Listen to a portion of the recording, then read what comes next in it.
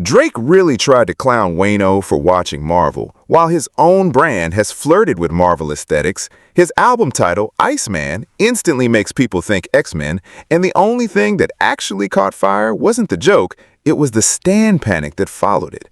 And that's the part folks keep skipping. This wasn't a Drake versus Wayno moment. This was a live demonstration of how the Owl Patrol turns mild criticism into a full-on imaginary war, then dares you to prove you're not an op for having ears. Meanwhile, in the same breath, you've got Ebro and Rob Markman basically predicting the next episode of the same show. The second Jay-Z drops, the same people who swear Hav is irrelevant are going to be camped out refreshing first-week numbers like it's election night. And here's where the identity disruption hits, because I know what the default take is. Drake is just trolling, it's not that deep. But if it's not that deep, why do the fans respond like it's a criminal case? If it's just jokes, why does every tiny comment become a loyalty test? And if this is just internet stuff, why do the goalposts move the second the conversation touches numbers, streaming, or legacy? Because there's a specific moment later that ties all of this together. The Marvel jab, the 20v1 discourse, the accessibility talk, and the Jay-Z sales debate. And once you see that connection, the whole machine looks a lot more manufactured than random. Drop your thoughts in the comments, hit like, and subscribe. Let's get into it. Alright, so let's line the pieces up the way they actually happened, because the internet loves to remix reality into whatever benefits their side that day, and we have so much to cover today, and trust me, you do not want to miss what is coming up. The core situation is simple on the surface. Wayno, media personality, hip-hop commentator, and yes, somebody who's also comfortable talking nerd culture, had been critical of Drake's whole 20v1 streaming community run. Not, I hate Drake, or Drake can't rap, just criticism of how Drake's been moving in that space, what it looks like, and what kind of energy it gives off. Then Drake, in what looks like a classic caption and move on play, reposts a clip of Wayno reviewing Marvel content and basically frames it like, you're too old for this, but you're judging me? It's a jab. It's also a deflection, and it's the kind of jab that only works if the audience agrees the premise is embarrassing. Except Wayno doesn't crash out. He doesn't do the YouTube equivalent of throwing a chair. He responds like an adult. He didn't violate me, he reframes it as we're calling each other out for the same thing, and he doubles down on his actual critique. It wasn't the concept of showing up in that streaming world, it's what Drake did in that environment, how he acted, what he said, the way he barked, the way it reads as clout chasing a community that isn't even welcoming him like that. And if you watched any of those streams, or you've seen the chat screenshots people repost, you already know what he means. Half the room is laughing, the other half is forcing GOAT comments like they're on payroll. And then Wayno hits the real nerve. You can say 1,000 positive things about Drake, but the second you say one critical thing, you get labeled a hater. That's not a Drake alone issue, to be fair. Every big artist has that. But the size of the Drake machine makes it louder, and when it's loud, it becomes exhausting. Now here's where the Marvel part gets funny, because the troll only works if Drake is positioned as the mature, too cool to care guy. But Drake is not the too cool guy. Drake is the I will reference your whole life in an IG caption guy. He's the I'm in the comments guy. He's the I'm on the stream guy. That's literally part of his brand at this point, accessibility.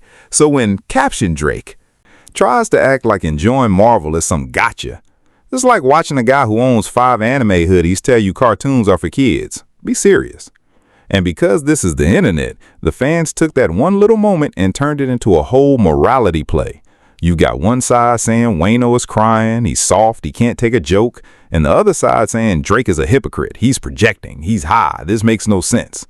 Everybody starts adding extra sauce. Everybody starts acting like this is evidence in a bigger case. And that is exactly why this story matters, because it shows how quickly discourse stops being about the actual point and starts being about scoring for a team. And I think we just need to set the truth on what is actually happening here. The truth is, Wayno didn't spiral, Wayno didn't fold, Wayno didn't suddenly become anti-Drake. He did what normal adults do. He separated the joke from the criticism and kept it moving. The spiral came from the stan accounts who can't process the idea that you can like an artist and still say that was corny. That's the glitch in their system. Now, let's widen the lens, because there's another surface-level piece that ties directly into this, that 20v1 critique. Wayno's point, as has been presented, isn't Drake shouldn't do streams. It's Drake is giving people reasons to clown him. There's a difference. Plenty of rappers do online stuff. Plenty of rappers tap into younger audiences, but not everybody does it in a way that looks like they're trying to cosplay as the main character in somebody else's ecosystem. And that's where that accessibility conversation comes in. The clip that's been going around of Rory and Mal talking about Drake being maybe the most accessible superstar ever. That's not even a crazy argument. Drake shows up, Drake posts, Drake responds, Drake DMs, Drake appears. Drake is not hiding behind mystique. And there are upsides to that. It keeps him culturally present, it makes fans feel close, it creates moments. But there's also a downside nobody wants to admit. The more accessible you are, the more you can't control how you look. Because mystique is a filter, silence is a filter, distance is a filter. If you remove the filters, you get raw perception, and raw perception is messy. So when Wayno says it's not that you did it, it's how you did it, that's not hate, that's literally the analysis. And if you're a Drake fan watching this, I want you to be honest with yourself. Do you really believe Drake has never moved in a way that gave the internet an easy joke, or do you just believe nobody is allowed to say it out loud? Now, let's move into the cultural layer, how the community reacts, how the tribes behave, and why this stuff keeps repeating, because this is where it gets comedic and dark at the same time. The Drake stan ecosystem has a pattern. They don't debate like fans, they litigate like attorneys. They don't disagree like normal people, they diagnose you. You're not wrong, you're jealous. You're not critiquing, you're hating. You're not making a point, you're an op. It's like every conversation is a background check. And Wayno actually put words on that paranoia in a way that made a lot of people laugh, because it's true. The stans act like everybody is out to get them. They treat every mild critique like it's a conspiracy. They react like Drake losing an argument is them losing a family member. That parasocial attachment makes people say the wildest stuff, and the internet rewards wild stuff, so it escalates. You saw it in the replies and quote posts around this whole moment. People weren't even arguing about the original critique anymore. They were arguing about whether Wayno is hip-hop media enough to have an opinion if he also enjoys comics, which is a hilarious gatekeeping attempt, because hip-hop was built on sampling cartoons, kung fu movies, wrestling intros, and every piece of pop culture you can flip into style. Since when did hip-hop become allergic to nerd culture? Half your favorite rappers have referenced anime, comics, and sci-fi. Stop it. And oh, do I have more? Because the Jay-Z piece is the clearest proof that this isn't really about truth. It's about maintaining a scoreboard. Ebro and Rob Markman, two people who've been around this culture forever, start talking about how if Jay-Z drops and does anything less than some impossible number, certain fans are going to clown him. And the reason they can predict it is because it's already scripted. It's not analysis, it's ritual. The number doesn't matter, the dunk matters. If Jay does 200K, they'll say it's low. If he does 100K, they'll say he's washed. If he does something big, they'll say he needed help. If he does something independent feeling, they'll say he's desperate. It's a choose-your-own adventure where every ending is Jay-Z loses, because the real objective isn't accuracy. The objective is brand defense. And you might be thinking, okay, but fans clown everyone. True, but here's the cultural difference. Some fan bases clown for fun. This one clowns to enforce hierarchy. They clown to remind you who you're supposed to treat as untouchable. That's why the second you praise Drake, you're on payroll, and the second you critique Drake, you're a hater. It's not even consistent. It's just control. Now, before we hit the pattern interrupt, I want to plant the cliffhanger properly, because there are three things that seem separate but are actually connected. Drake's Marvel jab at Wayno, the Drake is too accessible debate, and the obsession with first-week numbers, especially when it comes to Jay-Z. Keep those three on the table, because in a second, I'm going to show you why the same people who scream stop hating are addicted to the exact system that manufactures hate, and why Drake benefits from that system until he becomes its victim. Because speaking of which, it seems like one of those little jokes actually landed in the worst possible way. Not on Wayno, but on Drake's own narrative. The moment you try to shame someone for enjoying mainstream entertainment, you're playing the cool police, and the cool police only works when you're above the mess. Drake is not above the mess. Drake is in the mess, replying with captions. And this is the part where I need the audience to be real with me.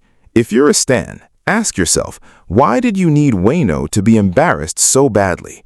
Why was it so important that he got cooked? Why does it feel like a win for you if a commentator is shamed into silence? What are you protecting? Drake's feelings or your identity as the side that wins? All right, here comes the pattern interrupt, because this story stops being funny and starts being business. The real engine behind all of this isn't Marvel, it's streaming. It's the streaming era religion of numbers, and how those numbers get used as a weapon to declare greatness in arguments where nobody is actually listening to music. First week sales are not what they used to be. They're streaming equivalents, bundles when allowed, marketing rollouts, playlisting, and the attention economy. That doesn't mean numbers are meaningless. Numbers matter for leverage, for negotiation, for headlines, for brand positioning. But culturally, fans use numbers like a hammer to avoid taste. They use numbers to avoid discussion. It's sold more becomes a substitute for it's better, and those are not the same statement. And here is where Drake is the perfect symbol of the era. Drake didn't invent streaming dominance, but he became the face of it. So his fans learned to argue like shareholders. They talk like charts are morality. They defend like any critique is a threat to the stock price. That's why the Jay-Z conversation is so revealing. If Jay drops, a portion of the internet won't even ask, what did he say? They'll ask, how much did he do? That's not loving music, that's auditing. Now connect that back to Wayno. Wayno's entire point is basically, I'm allowed to have an opinion about how you're moving, but the stan economy doesn't allow that, because the stan economy depends on making dissent socially expensive. If enough people feel comfortable saying, that move was corny, the aura cracks, and aura is a business asset. Aura sells tours, aura sells streams, aura sells brand deals, aura is monetizable. So what does the machine do? It trains people to equate criticism with hate. It trains them to see critics as enemies. It trains them to respond in swarms, because swarms discourage nuance, and nuance is bad for engagement. That's the truth bomb. The paranoia isn't an accident, it's a feature. The everybody is against us mentality keeps the fan base mobilized. Mobilized fans stream harder. Mobilized fans fight in comment sections. Mobilized fans do free propaganda. They clip up content. They spam narratives. They do unpaid PR like it's a second job. And if you think I'm reaching, just look at how fast the conversation turned from did Drake's joke make sense into Wayno is not real hip-hop media because he likes Marvel. That's not a natural leap. That's a defense mechanism. It's an attempt to disqualify the speaker so you don't have to address the point. Now, let's tie in the accessibility piece, because this is the part a lot of people miss. Drake's accessibility is the same reason he's able to dominate attention, but it's also the reason the criticism sticks. If you're constantly present, you're constantly offering moments to be judged. And if your brand is built on being tuned in, being current, being outside, then every awkward moment reads louder. You can't hide behind mystique if you're posting like a regular person. That's why some people keep saying Drake gives ammo, because he does. And again, that doesn't make him a bad artist. It makes him a human public figure in a brutal attention economy. The difference is, some artists let the music speak and disappear. Drake tries to speak too, and when you speak too much, you get quoted. So when a commentator like Wayno says, you're not the first rapper to do streams, but you did it in a way that invites blowback, that's actually a pretty sober read. The machine just can't tolerate sober reads. And this loops back to Jay-Z, because Jay-Z is the opposite archetype. Jay moves like a boardroom ghost. He drops, he disappears, and he lets time turn his work into myth. That's why the first week numbers obsession feels so goofy in his case. You can clown his streams today and still be standing in a stadium watching people rap his verses word for word. Different metrics, different game. Now, I'm not saying Jay-Z is above criticism. Nobody is. But the numbers debate around him proves how unserious a chunk of discourse is. People who claim he doesn't matter spend a shocking amount of energy discussing him. That's not indifference, that's resentment wearing a numbers mask. So here's the payoff connection I promised earlier. Marvel, Accessibility and first-week numbers are all the same story because they're all tools for policing status. Marvel becomes a way to shame what's childish. Accessibility becomes a way to reframe accountability as hate. Numbers become a way to declare winners without engaging the art. It's all status management. And once you see it, you realize Drake's biggest opponent isn't even Wayno or Jay-Z or Kendrick or whoever people want to drag into every conversation. Drake's biggest opponent is the monster his own ecosystem helped feed, an audience trained to demand constant victories, constant dominance, constant validation, and constant enemies. Because once you train people to live on that adrenaline, they can't enjoy anything normally. They can't hear critique normally. They can't even take a joke normally. That's why Wayno's calm response is so important. It's not classy because it's polite. It's powerful because it refuses the game. He didn't accept the frame of "you got violated." He didn't turn it into a crying match. He just said, essentially, "We're grown. I said what I said." And then he pointed at the real weirdness, the fans acting like hall monitors. Now let's bring it home with the hero resolution, because in this little saga, you can actually see who's winning without forcing it. Wayno wins because he doesn't need stan approval to have an opinion. He's not auditioning for the Owl Patrol. He's not begging for a repost. He's speaking to adults who still remember you can like an artist and still critique a move. Jay-Z wins if he drops because the entire clown his first week thing only matters to people who can't imagine greatness outside of a spreadsheet. And if you're Jay-Z, you've already outlived multiple eras of how success gets measured. You've watched sales turn into streams, watched radio turn into playlists, watched physical copies turn into links. Legacy doesn't vanish because a timeline got loud for 48 hours. And Drake, ironically, would also win more often if his ecosystem stopped trying to win every conversation for him. Because the more the stan machine overreacts, the more it validates the critique. Every swarm proves the paranoia point. Every loyalty test proves the cult allegations. Every "you're a hater" reply proves that criticism is forbidden. And the public sees that. Even casual viewers see that. So, to the people who genuinely love Drake's music, do you want people to engage with the music, or do you want them to engage with the scoreboard? Because you can't have both forever. If all you offer the culture is numbers, don't be shocked when the culture responds with, "Cool, but what about the art?" And this is only the start, because the same tension is going to keep showing up. Drake is going to keep being accessible, which means he's going to keep creating moments that can be clipped. Jay-Z is going to keep being Jay-Z, which means people will keep trying to measure him with the wrong ruler, and commentators like Wayno are going to keep sitting in the middle, trying to talk like humans while two tribes scream like it's a sport.